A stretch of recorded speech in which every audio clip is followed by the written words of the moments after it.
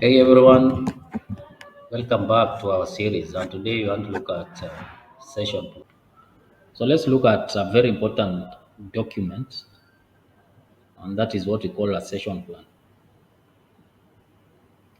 Formerly, it was called lesson plan. So for each session, you need to develop a session plan. And therefore, a session plan function as both as a planning tool and as a guide during the session itself. So you can use it for planning. And of course, where you are developing this session plan comes from your learning plan. So if you do a good learning plan, then you're going to have a very good course outline and a very good session plan because your session plan is defined by your learning plan. So it can be used as a planning tool and you can use it to guide yourself during the sessions. So you need to look at the steps that you need to make for each learning outcome. So it outlines the activities that you as a trainer you plan to introduce to your learners and what they will be doing during the sessions. And that's why you'll realize we have train activities and trainees activities. As you're doing something, they are also doing something. And the essence here is to achieve the learning outcome that you have stated in our session plans, in our learning plans, and in our course outline.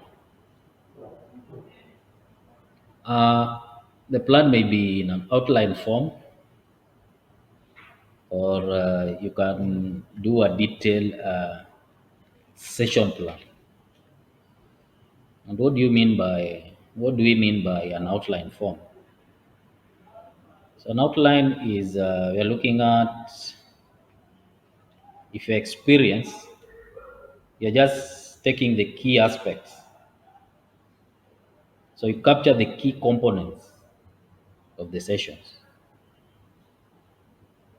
And that means you're going to ensure the critical steps and in delivering your session is mapped out. So that's what we call an outlined form of session plan. So you're just capturing the key components of your sessions.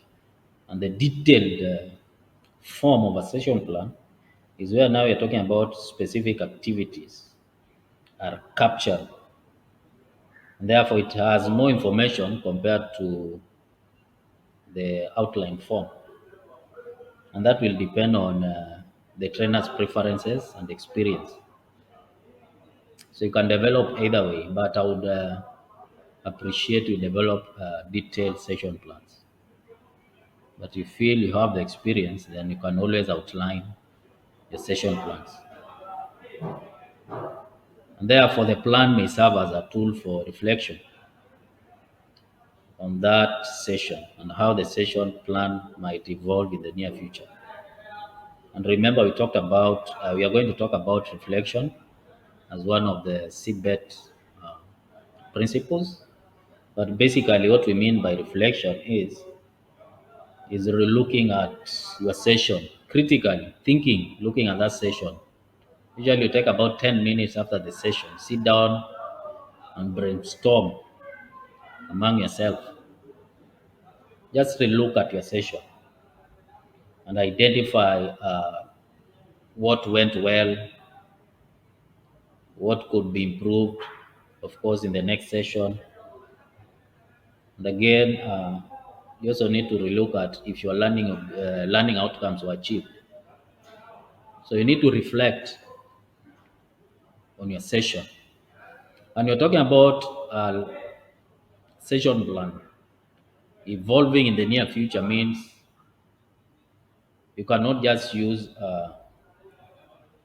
same methodologies in one session and then you repeat it to other sessions. So you need to evolve with the new techniques because your learning outcomes are also changing as we move on with sessions. So it's good you make your session dynamic, different from the previous.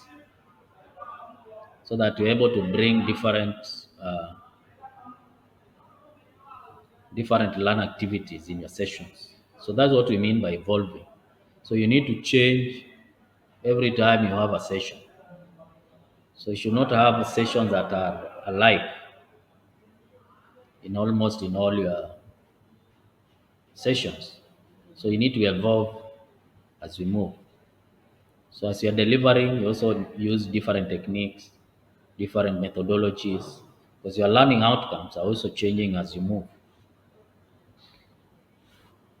Uh, so one method for planning instructions that builds on CBET and quality curriculum principles that enhances learner engagement is derived from using specific uh, components for the session plan. So at this point, we need to look at what are these specific components of session plan. And there are six core components that may be used as a structure to help plan and deliver an effective instructional session. So there are six core components that we are going to discuss. It could be different from what we are using currently because this has been introduced as part of delivering a CBET session. So you're going to look at these six core components, and these six components are acronym as BOBS. BOBS is an acronym that means bridge in, learning outcomes, reassessments, participatory learning activities, post assessment, and summary. So these are the six core components in this session plan. So basically, when you're looking at this component, we have the bridge in. So bridge in introduces the topic to the learner. Yeah. So introducing a topic to the learner using different methods that we are going to look at. Another component is learning outcomes. And therefore, it's very important that you outline your learning outcomes during your session. So it states what the learner will know or be able to do or appreciate after studying. So those are our learning outcomes. And we talked about how to derive those components of our learning outcomes. And another component is pre-assessment, and this is just to identify what a learner already knows. So don't assume your learners don't understand your topic. So you need to gauge the understanding on that topic. So in CBET, we are saying you need to pre-assess, identify what learners already know about that unit. So always don't assume that your learners don't know. So you need to conduct pre-assessment and then initiate participatory and active learning. Usually the previous one, lesson plan, was called the body. And when talking about participatory active learning, you're looking at the sequence of activity to achieve this learning outcome. And we talked about it in the learning plan, and we are going to talk about it again. The other aspect is post assessment, and basically, it is a quick check in with the learners. So we have already taught, now we want to assess if the learning outcomes were achieved. So you want just do a quick check with the learners on the understanding of what has just been delivered in that class. And the last aspect is now conducting summary, and this is reinforcing learning. So you want to summarize your entire session using different active learning techniques. So basically, these are core components of our session plan that we'll be looking at. So basically, this is the template I'm talking about. As you can see, slightly different from what we know, the session plan. So basically, these bring about the six core components of your session. So there's bridging, there's learning outcomes, your pre-assessment, your participatory activity, your post-assessment, and your summary. But again, you can develop your own. You can review this one because you can see the aspect of remarks at the end of your lesson. So this is subject for review, and this is what in my institution we are currently using. So let's look briefly at this six component. One is bridging. When you're talking about bridging, like we said, it introduces the topic to the learner. So it could be a short hook that gets attention of the learners. So you want to grab the attention and interest at this point through explaining importance or relevance of the sessions. And then you can build in motivations and engagement for learning. So basically, you are bridging in. So examples you can use as part of your bridging activities are you can use statistics. So introducing a topic, you can bridge in using uh, statistics. For example, if you are talking about introducing introduction to OSH for the first time in your class, then you can introduce statistic under bridging about work-based injuries that has happened over time. So you can use those statistics, or you can use provocative or interesting statements just to build in the motivation and engagement and get your learners' attention. You can use stories showing how the topic is important, so relevant stories, and you can as well use video clips. In this case, either in using statistic in OSH, you can as well use videos of people in a workplace and how injury happens. So basically, you can use this methodology just to bridge in your topics. Another component is the learning outcomes, and we talked about learning outcomes and how it is important. We also looked at how you're able to derive them. So this learning outcome, they state what the learner will know or be able to do or appreciate after studying. So this is what you need to achieve at the end of the day. And this is the competency we are talking about. So it helps learners focus on their learning, that they're able to know learning expectations. It also helps the trainer design focus and effective session. It helps also trainers to select content, activities, assessment, so learners can achieve the outcomes. So remember, we talked about constructive alignment, how your learning objectives affects your choice of your training methods, and of course, your assessment. So when you have your learning outcomes, it's going to help you choose or select your activities, your class activities, and of course, have a proper assessment done. So basically, that's what are learning outcomes. And this one, of course, you'll get it from your learning plan. The other aspect is the pre-assessment. And you're saying that don't assume your learners don't understand the topic, even if it is the first time. So you need to get the understanding before you continue with the topic. So pre-assessment identify what a learner already knows. So you just want to see and gauge.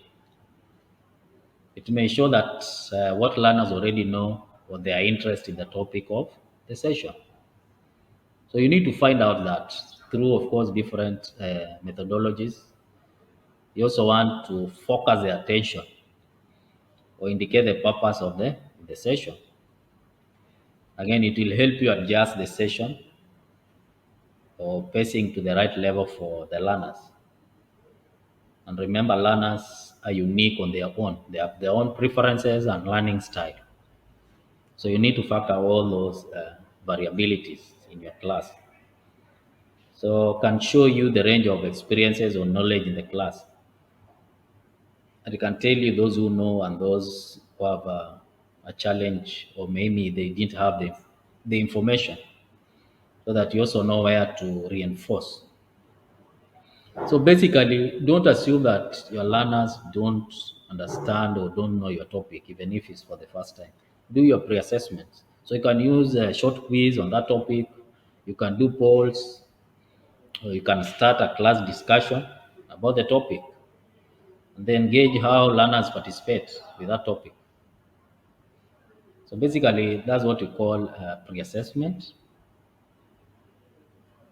And the other bit is participatory and active learning. So which activity or training activities that you're going to use to achieve your learning outcomes.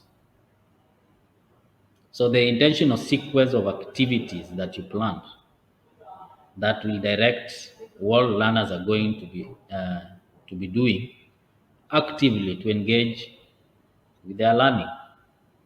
So here we're looking at training methodology that are active in nature and engaging. Remember, we also looked at effective learner strategies, and you look at some of the consideration that you really need to look at. One was engagement.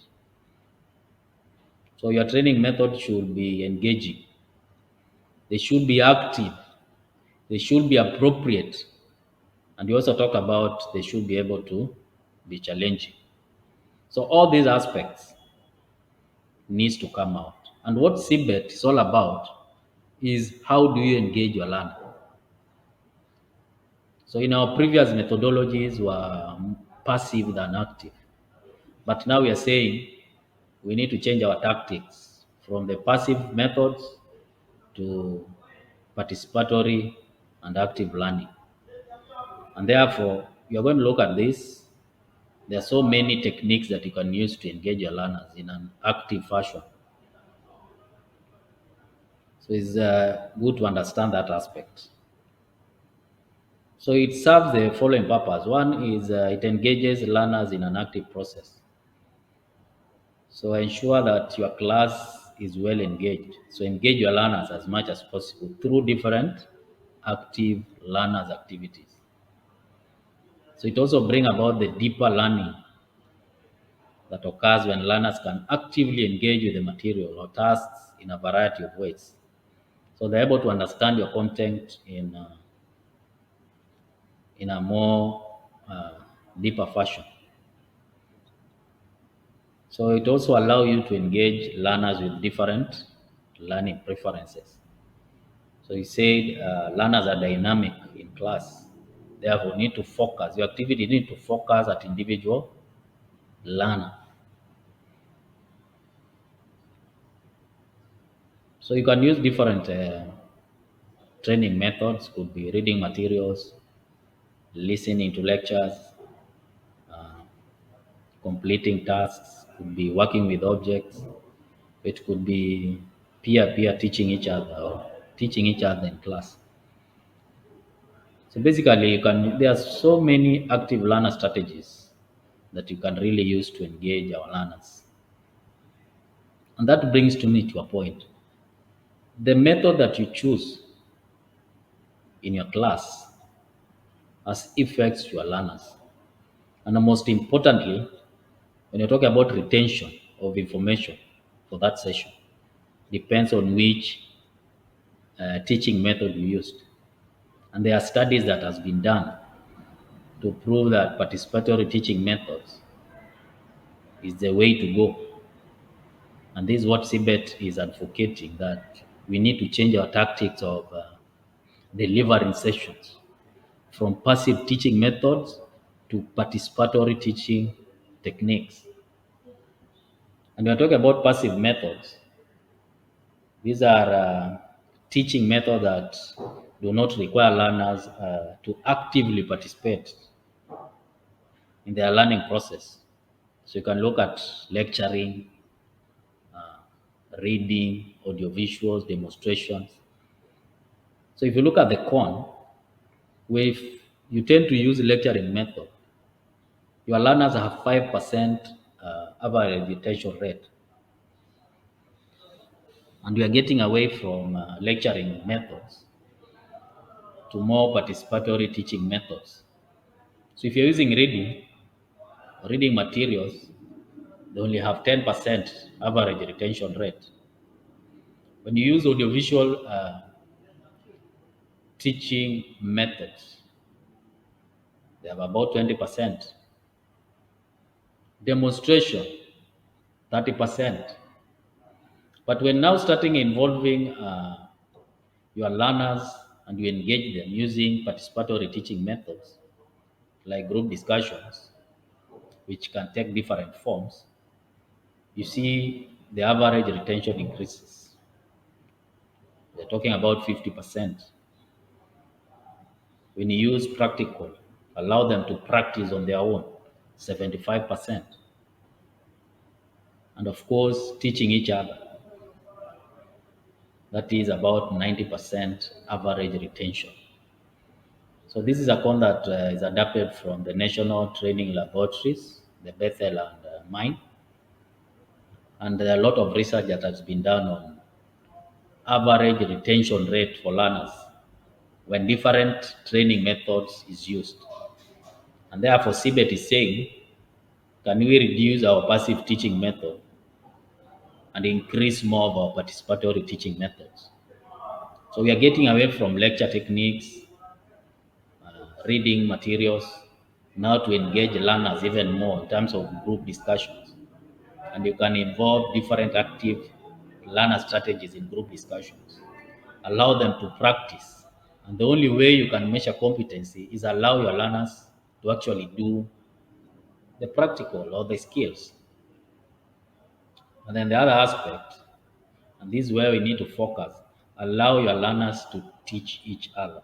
So you can give an assignment, then allow them to teach each other as you reinforce, as you guide the session.